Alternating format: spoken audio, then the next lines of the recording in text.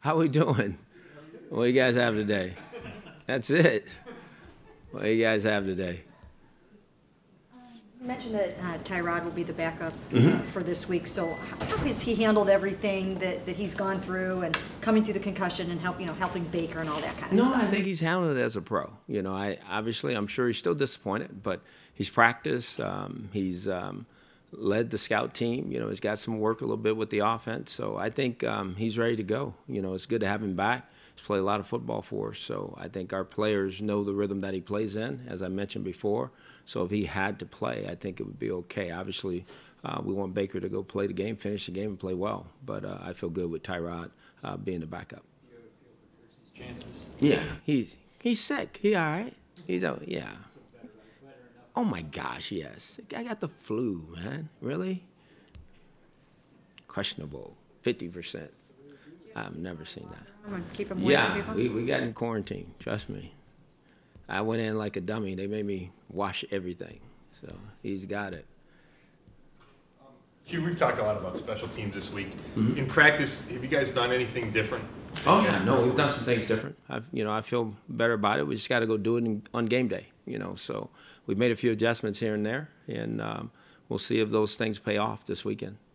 We talked a lot about Miles and the high expectations for him. And when you talk about finishing a game, I know he's real close on a bunch of those plays. But do you expect him to get like one of those sacks in the fourth quarter that just Absolutely. ends the game? Absolutely. That's what your great players got to do. He gets it. I mean, they were chipping him and all kind of stuff at that time. I mean, it was smart on their part. When we were so close a couple of times of guys being there, but we just didn't make the play, So, again, that's when those guys got to really rise up and make the plays. Our good players, our great players got to play great in those situations.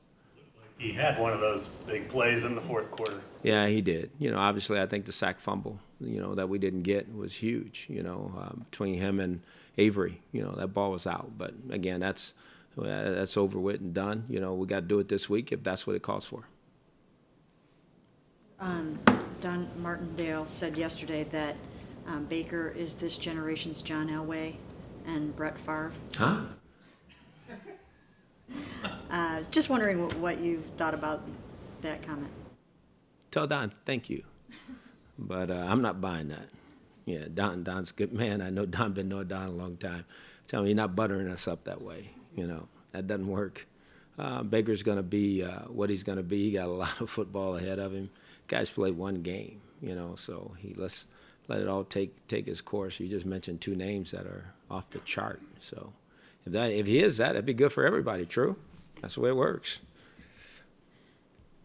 Their defense hasn't, I don't think, let up a point in the second half this year. Yeah.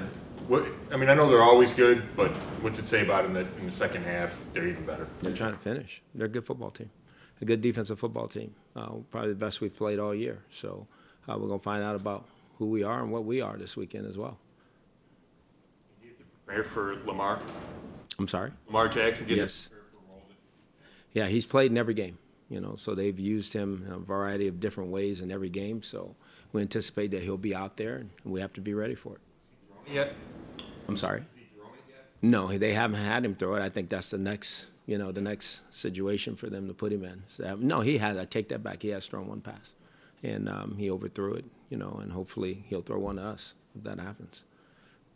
How has your experience over the years coaching some special teams in other places helped you kind of dig in there this week and help get this thing going? Oh, no, it's matter of fact, it was fun, just fun, helping and doing those things.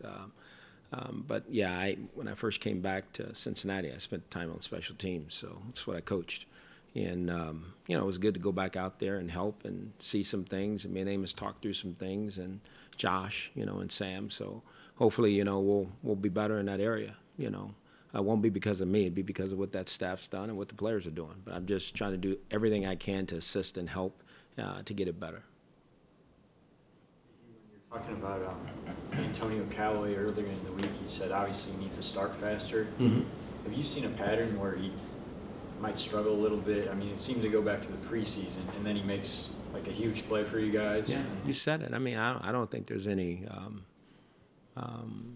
anything to it. Obviously, I think you're right, though. I mean, what you just said is what I've seen. It doesn't play as well early and start making plays later. He's got to start faster. Again, we're talking about a young man who hadn't played football for a whole year. And I think he's getting back into it, but he understands he needs to start faster for a football team. The nerves thing early in a game, or is there any? No, I don't. No, I don't have an explanation for it. I don't think he does. I just think in those situations when you haven't played, you're just getting back in the groove and you're out there playing, and here it is. The anxiety probably kicks in a little bit. That's all I can think of. I don't want to make it more than what it is, because I think he's going to make plays, and he needs to make plays for us whenever we call his number.